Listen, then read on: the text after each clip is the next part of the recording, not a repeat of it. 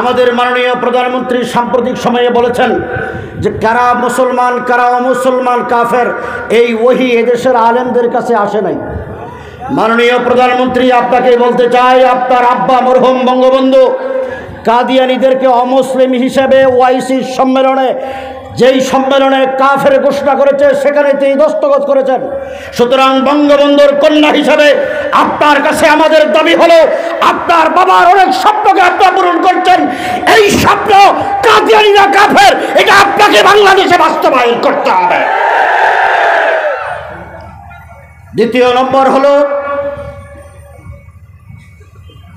বাংলাদেশে অনেকে বলেন যে আমরা কাফের করতে পারবো না। প্রধানমন্ত্রী স্পষ্ট বলেছেন কিছুদিন আগে। আপনার বলার দরকার নাই, আপনার কাদিয়ানীদেরকে কাফের বলার দরকার নাই। 1985 সালে বাংলাদেশের হাইকোর্টের দুজন বিচারপতি,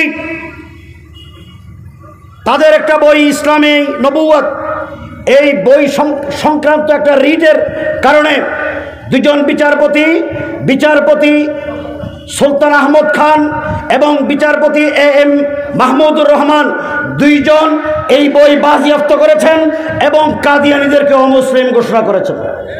এটা হলো 1985 সালে হাইকোর্টের রায়, জাজমেন্ট। দ্বিতীয় নম্বর হলো 1993 সালে কাদিয়ানীরা একটা রিট করেছিলেন। এই রিটের বিরুদ্ধে বিচারপতি আব্দুল জলিল এবং বিচারপতি মোহাম্মদ ফজলুল করিম দুইজন বিচারপতি হাইকোর্টের একটা দ্বৈত বেঞ্চ কাদিয়ানীদেরকে অমুসলিম ঘোষণা করেছেন। মাননীয় প্রধানমন্ত্রী বাংলাদেশের সংসদ সদস্যদের কাছে আমরা কাদিয়ানীরা অমুসলিম সেই দাবি করতে চাই না। আপনারা যদি দেশের আইনকে মানেন তাহলে বাংলাদেশের সুপ্রিম কোর্টের দুইটা জাজমেন্ট কাদিয়ানীদেরকে অমুসলিম ঘোষণা করেছে, আপনাদেরকেও অমুসলিম ঘোষণা করতে হবে। যদি ঘোষণা না করেন বুঝে নেব আপনারা আইন মানেন না, হাইকোর্টকে মানেন না।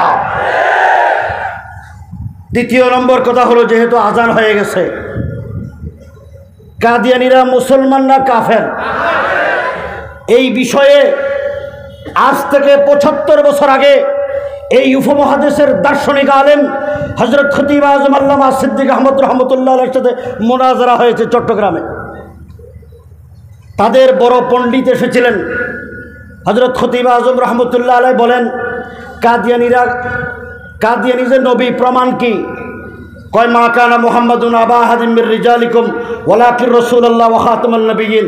এখানে খাতম শব্দের অর্থ হলো মোহরে নবুয়ত, অর্থাৎ কাদিয়ানীর উপরে খাতামুন নবিয়্যিনের নবুয়তের মোহর পড়ছে, এই জন্য সে নবী।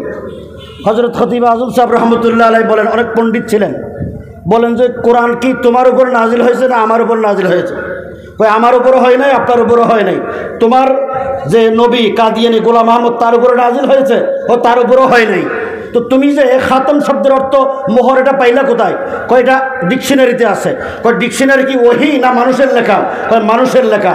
তো ওহীও নয় মানুষের লেখা, ডিকশনারিতে খাতম শব্দের অর্থ যদি মোহর হয় সে আমি এটা মানব, নাকি যার উপরে কোরআন নাজিল হয়েছে সেই নবী মুহাম্মদুর রাসূলুল্লাহ খাতম শব্দের অর্থ যেটা করেছেন সেটা মানব? কথা কি বুঝছেন? রসুল বলেন আনা খাতামুন নবিয়্যিন, আমি শেষ নবী। এখানে খাতাম শব্দের অর্থ হলো শেষ। তো তাহলে তোমার নবীর উপরে কোরআন নাজিল হয় নাই, তোমার উপরে কোরআন নাজিল হয় নাই, ডিকশনারি যারা রেখেছেন তাদের উপরে কোরআন নাজিল হয় নাই, যার উপরে কোরআন নাজিল হয়েছে তিনি খাতাম শব্দের অর্থ করছেন শেষ, আখরি, সেই শেষ নবী হিসেবে তিনি যেটাকে স্বীকৃতি দেন আমরা সেটা মানব না ডিকশনারির কথা মানব? আচ্ছা মানলাম, তোমার কথা মানলাম, মোহরে নবুয়ত কাদিয়ানীর উপর পড়ছে। দেখেন বাংলাদেশে নয় তাম পৃথিবীতে আইন আছে। আপনাদের এখানে পোস্ট আসেনি, পোস্টটা যেখানে চিঠিপত্র যায়, পোস্ট অফিস আছে না নাই? রেজিস্ট্রি অফিস আসেনি?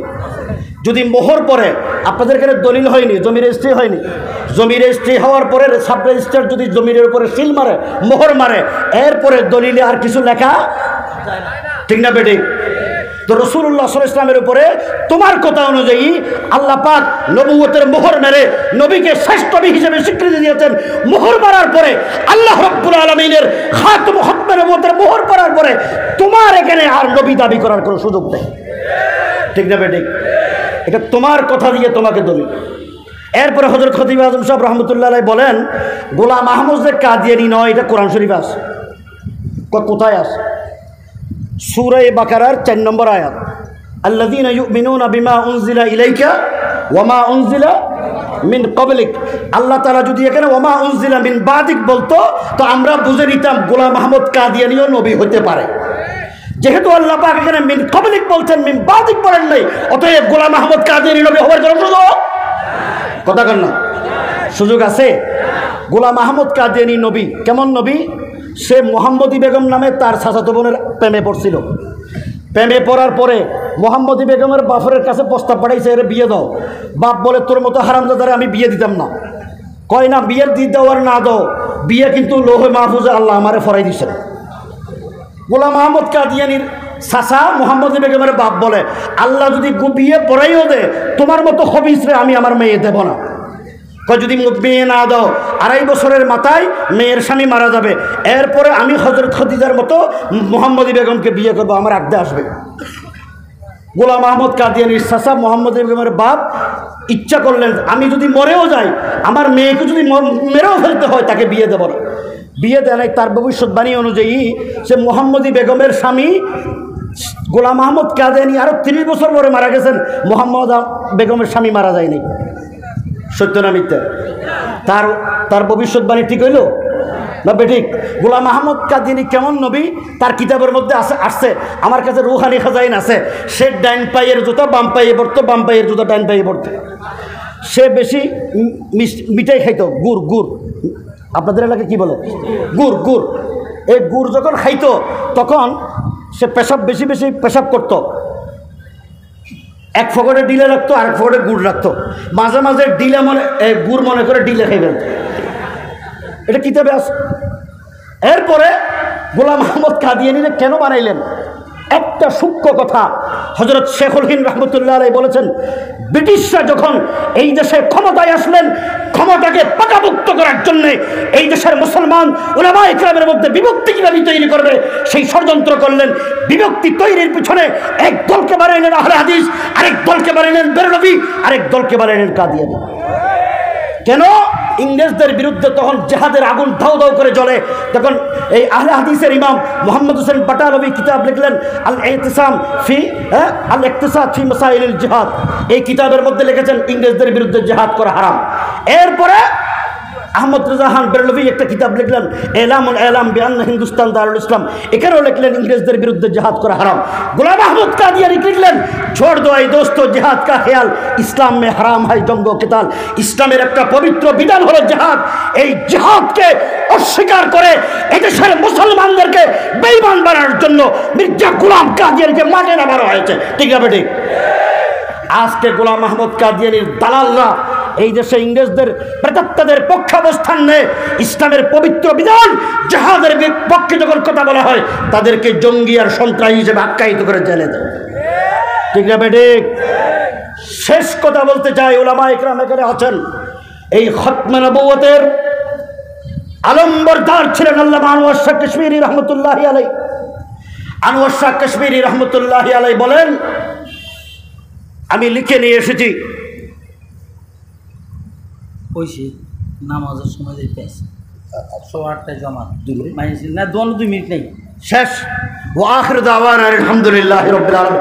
একটা কথা বলে যে 1 মিনিট 1 লাইন हजरत अनवर शाह कश्मीरी रहमतुल्लाह अलैह बोलें, जो कोई इस फितना के सरकूबी के लिए अपने आप को वक्फ करेगा उसकी जन्नत का जामीन मैं हो। আল্লামা আনোয়ার শাহ কাশ্মীরি যারা খতমে নবুয়তের জন্য জান দিবে, মাল দিবে, লড়াই করবে, তাদের জান্নাতের জামানত তিনি নিয়েছেন। আপনাদেরকে জিজ্ঞেস করতে চাই, নবীর জাতকে খতমে নবুয়তের ইজ্জত রক্ষা করার জন্য, জান দেওয়ার জন্য কারা কারা প্রস্তুত? আসসালামু আলাইকুম ওয়া রাহমাতুল্লাহ।